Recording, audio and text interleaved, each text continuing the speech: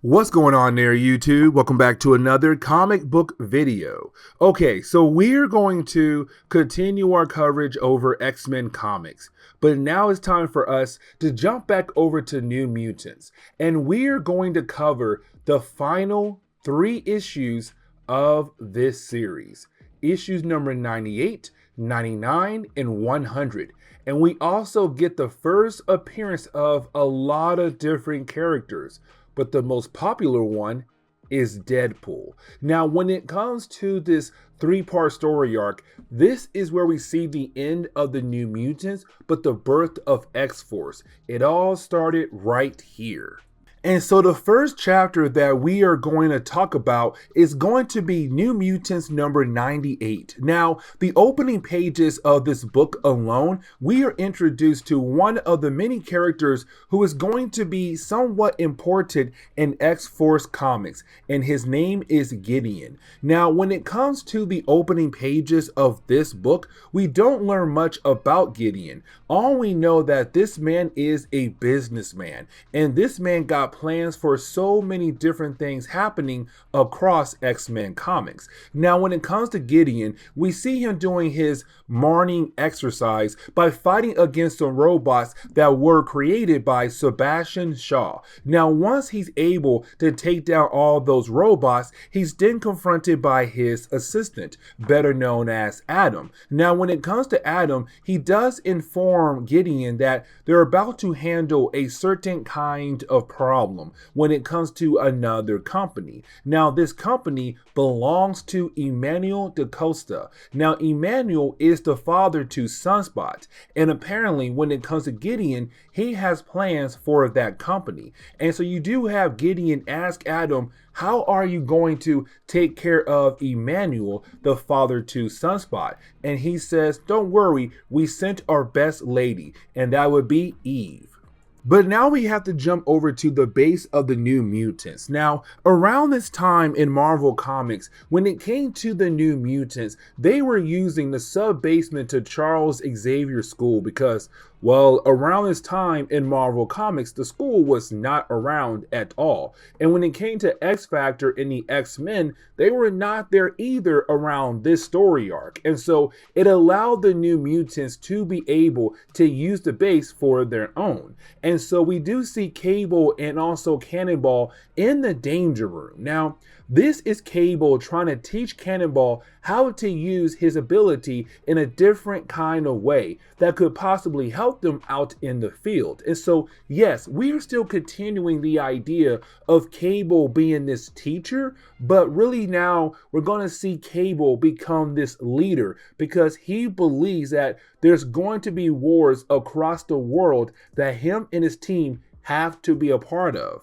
Now, let's not forget that when it came to Gideon, he did say that he was going to handle the whole Emmanuel da Costa problem. The idea of trying to deal with that company that most likely he wants to take over. And so we do see his special lady Eve right now pretending to be an assistant for Emmanuel. And she does hand him his morning coffee. Except when Emmanuel drinks the coffee, well, he begins to have a heart attack and he dies right there. And so this is going to begin the process of Sunspot leaving the team. And you see what I mean as we go through the rest of today's video.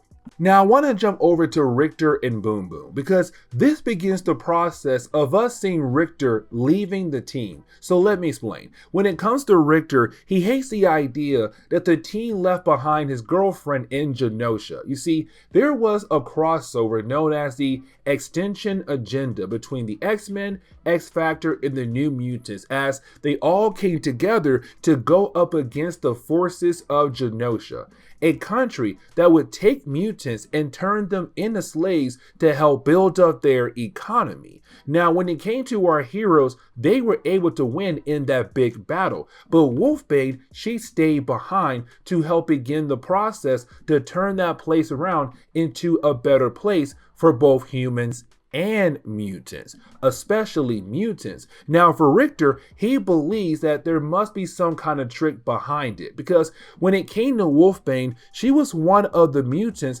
that was turned into a slave. And usually, when you are turned into a slave in Genosha, you are completely brainwashed. You no longer have the ability to think for yourself, the ability of free will. Now, here's the thing. She lost those abilities while she was in her human form, but when she was in her werewolf form or her wolf form, she regained those abilities. But for Richter, he still believes that there must be some kind of trick behind it, because there's no way that Wolfbane, the woman he loves so much, will decide to stay behind to help out that country and not stay with him. And so he wants to leave to go back over there to hopefully bring her back over to America.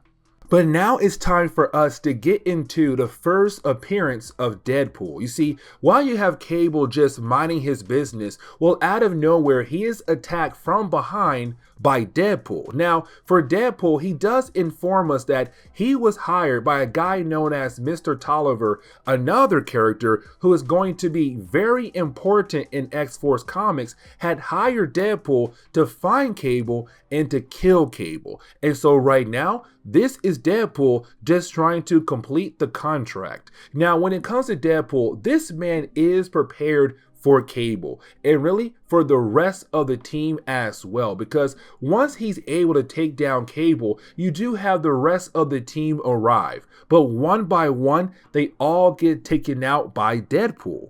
And it really does look like we're going to see Cable most likely be killed off by Deadpool, but at the very last second, the entire team, including Cable, is saved by Domino. This is her first appearance in X-Men comics, and when she appeared, she was able to take down Deadpool from behind. Now, you do have the team being able to see how Domino really affects Cable. What I mean is, once you have Cable and Domino both agree that to send Deadpool back to this Mr. Tolliver character, you did have Cable smile. Now, him smiling, it really shows that he's kind of happy to see Domino around again. And for the rest of the team, they kind of believe that there could be something more going on between Cable and also Domino. Now, later on that night, you do have Cable and Domino sit down with one another, and this is them kind of wondering who else can they bring in to kind of build up this team to get ready for the war that Cable is talking about. But here's the problem right now. They keep looking at different characters who have left over the years when it comes to the New Mutant team. So for example, like Fire Fist, or like Danny Moonstar, Karma, Skid, different characters who have moved on in different directions. And so for Cable and also Domino, all those different characters can no longer be used when it comes to him putting together the team that he wants to have for his war. And so right now, all he has is Richter, Boom Boom, Domino, Sunspot, and Cannonball. And really, we can't even say that Richter is going to be on the team, because by the next page, we see Richter leaving the base of the New Mutants. And we see that he left a note behind for Boom Boom to inform her that he is going to leave to go back to Genosha to get Wolfbane and to hopefully bring her back over to America, because he cannot live without her. But the last page for issue number 98, we see Sunspot being confronted by Gideon. And when it comes to Gideon, he does inform Sunspot like, hey man, listen, I got some bad news for you. Your father is dead. He had a heart attack. But now we have to jump into New Mutants number 99. Now, with the opening pages of this book, we are being introduced to another new character who is going to be important in X-Force comics, and her name is Feral. Now, for Feral, we're going to learn more about her actual origin in later books down the road, but for the sake of this video, just know that she is going to be on the X-Force team. Now, as you can tell, she does look somewhat similar to Wolfbane, and because, well, she's going to be used to replace Wolfbane on the team. Now, for Farrell, we see her on the run at the moment, and we see that she's being chased down by a character known as Mask. Now, when it comes to Mask, he is the leader of the Morlocks. Now, the Morlocks are a group of mutants that live in the sewers or the tunnels of New York. And the reason why, because when they had gained their mutant abilities, well, their appearance was deformed to the point where they could no longer hide in public, and so they hide in the tunnels. Now, after the mutant massacre happened, where you have most of the Morlocks be killed off, you have Mask take over the entire group. But this man got plans on plans when it comes to him leading the Morlocks. And right now, he's trying to force Farrell to join the Morlocks, but she does not want to. And she is able to get away, but just barely. But now we pick up with Cable trying to recruit another person for his team. Now, the person he's trying to recruit is a character known as James Proudstar. Now, when it comes to James, he is the younger brother to another character known as Thunderbird. Now, Thunderbird had died back in like Uncanny X-Men number 95, soon after you had the second X-Men team come together after the first team had left to go their separate ways. And matter of fact, Thunderbird was an X-Men, but like I said, he died soon after he had joined the X-Men when the second team came around. Now, for his younger brother, James here, he was actually recruited by Emma Frost to join her school and become part of the Hellions. Now, the Hellions were kind of like her own version of the New Mutants, and he stayed there for a while, but now he had left her school to go back home, and so he's kind of happy for the first time since his brother's death. But this is Cable saying, I need you to join my team. And so now we know that this is going to be another character who is going to be really important in X-Force comics. But now we have to jump back over to Gideon. Now, as we saw, Gideon is trying to do something when it comes to Sunspot's father's company. And so we saw that he had killed off Emmanuel in the last chapter. But now we see Gideon talking to Sunspot in a way about, hey, you know what? You should take over the actual company that your dad left behind. Now, like I said, we already know that Gideon has plans down the road for this company, but it's also a way to remove Sunspot from this team, to get rid of this character, to bring in some more new blood for the new team coming in X-Force comics. Now, for Sunspot, he was an original New Mutant. He's been around since the very beginning, but now it's him saying goodbye so that he is able to take over his father's company. And really, we don't stop there, because once we jump back over to the rest of the team, you have Boom Boom being able to inform everyone that Richter had left, that Richter had disappeared to go back and go get Wolfbane from Genosha. Now, let's not forget, when it comes to Richter, he has some bad blood with Cable, but unfortunately, we don't get answers to that plot line until much later, and so Richter is now off the team. Now, for Cannonball, he's kind of upset about the idea that every single person that he was close to is mostly gone except for Boom Boom and Sunspot. And really, when it comes to Sunspot, he has not told them that he is also leaving as well. Now, when it comes to Cable, he's all like, well, he's gone. That sucks. Let's move on. But for Cannonball, he's kind of like, how dare you, Cable? Like, we're losing team members left and right. How are you not upset that Richter is gone? But for Cable, he's all like, dude, this is a war. We're going to lose soldiers left and right. Unfortunately, you have to understand how to handle the idea of losing someone. Just be happy that he was not killed off, that he just walked away. There's still a possibility that you may see him again down the road. But for Cannonball, he cannot accept an answer like that from Cable. Now, to kind of push the idea of James being able to join Cable's team when he does go back home to see his people, well, unfortunately, the entire area was just wiped out. the whole entire reservation has been wiped out, and he finds a mask that was left behind. And that mask does belong to one certain group, and that would be the Hellfire Club. And so now James believes the Hellfire Club was coming after him to look for him, but unfortunately they couldn't find him. And so they wiped out his entire family and everyone else who lived in that area. But you then have Sunspot being able to inform Cable that he is also leaving the team. But for Cable, he does not care. And the reason why? Because for him, they're soldiers. People are going to leave. They're going to come and go. And so when you have Sunspot tell him like, hey, my father died and I have to take care of the company. At first, it's just Cable saying, oh, so you're going to be gone for like what? A couple weeks, a month or two? You know what? Take all the time you need.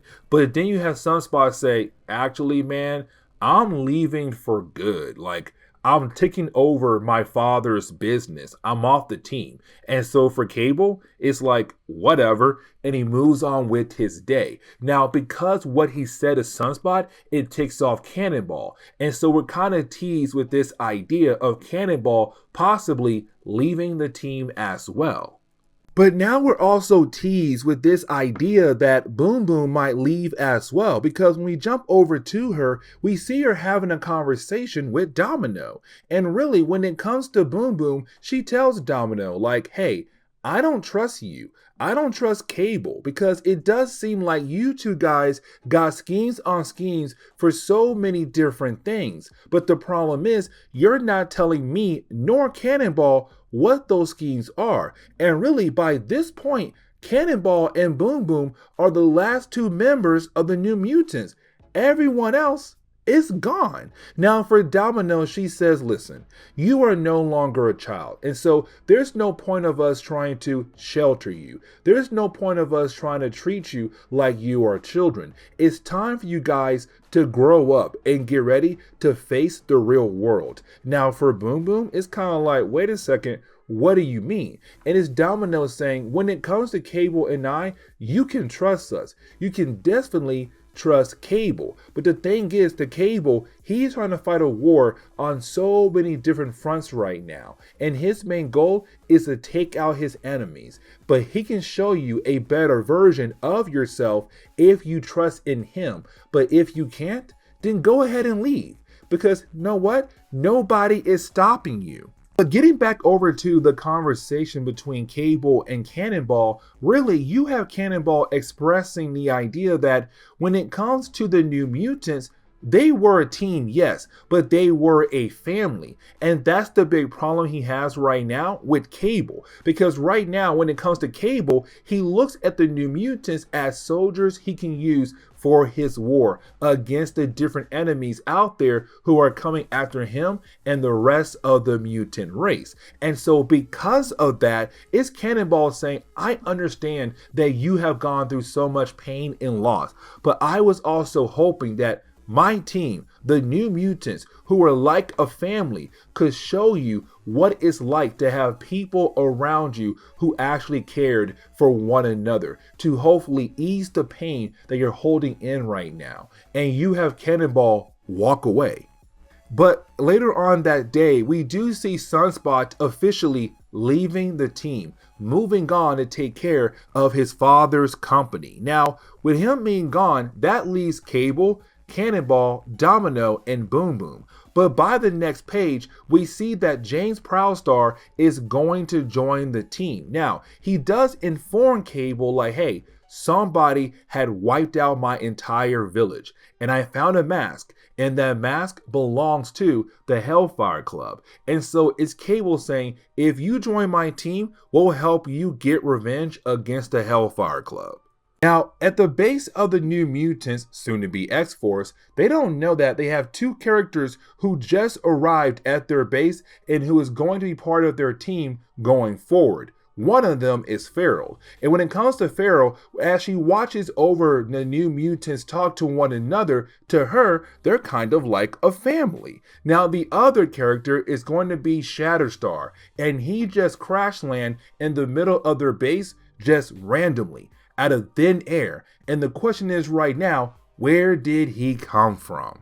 But now we jump into New Mutants number 100. Now, as we dive into the opening pages for this book, we do pick up with our heroes realizing that they do have someone who has broken in the danger room, and that would be Shatterstar. And so when you have our heroes being able to get into the danger room, they find him. And of course, they fight against him. Really, he attacks them, but either way, they have to defend themselves. Now, we don't learn much about Shatterstar here, but we are told that he's apparently believing that our heroes are working for Mojo, a major character from the Mojoverse. Now, when it comes to our heroes, they're trying their best to convince Shatterstar that they don't work for Mojo at all, but he is not listening. And so you do have our heroes, really Cable, being able to just knock him out.